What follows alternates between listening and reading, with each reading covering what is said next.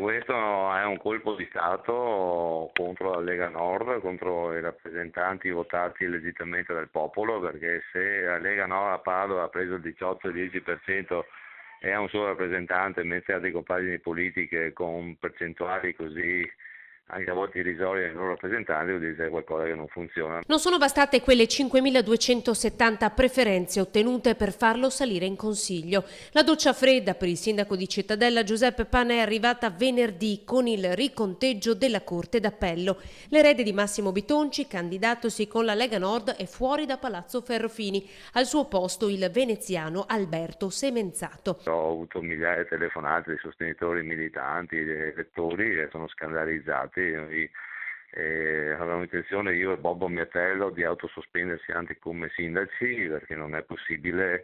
Un pasticciaccio definito così non soltanto dal sindaco leghista, che si dice già pronto a fare ricorso.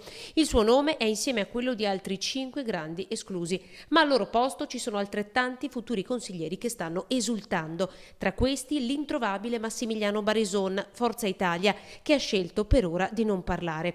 Prima ammesso, poi escluso, ora di nuovo ammesso. Con i suoi 5.547 voti è il nono padovano ad entrare in Consiglio regionale.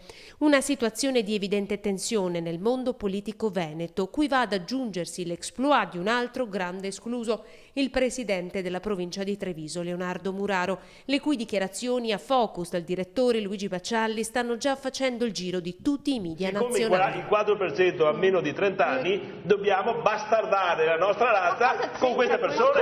Questo volete? Ho capito, questa è la nostra politica. Volete portare gli uomini di colore qui per bastardare la nostra razza.